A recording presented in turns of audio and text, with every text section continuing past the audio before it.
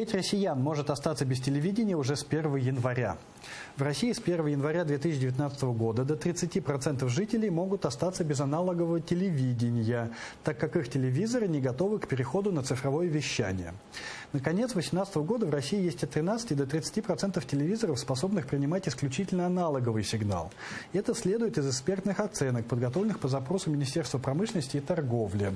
Это значит, что если в России отключат аналоговое телевидение, то почти треть россиян могут остаться с черными экранами телевизоров.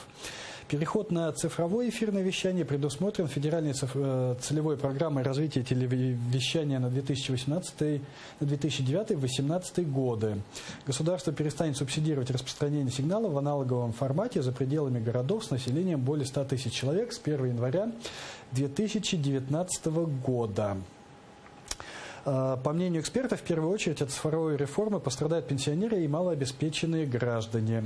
Специалисты уверены, что в большинстве случаев люди в глубинке не могут позволить себе многие развлечения, поэтому телевизор призван компенсировать то, что им так не хватает.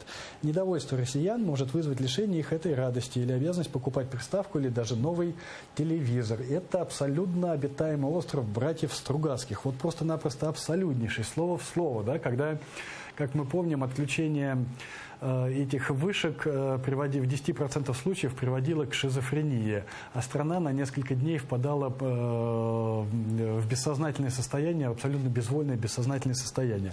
Вот точно так же и здесь. Значит, они зомбировали 20 лет, 30 лет зомбировали, значит, население. Приучили его к зомбоящику, приучили, что каждый вечер человек должен включать этот зомбоящик, чтобы получить свою порцию ненависти и узнать, что там у проклятых пиндосов, что там у проклятых бандеровцев, что там с грузинским фашизмом, как русских обижают по всему миру.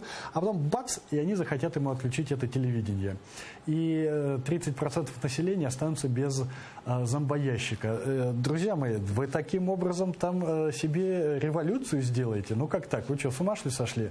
Люди без вашего зомбоящика уже не могут. У вас должна быть, наоборот, федеральная программа, как сделать так, чтобы зомбоящик не отключался вообще никогда, а лучше бы без этого черного ящика транслировался прямо непосредственно в мозжечок, минуя мыслительные центры. Вот вы вот на это должны выделять бабло, а не на то, чтобы людей оставить без телевидения.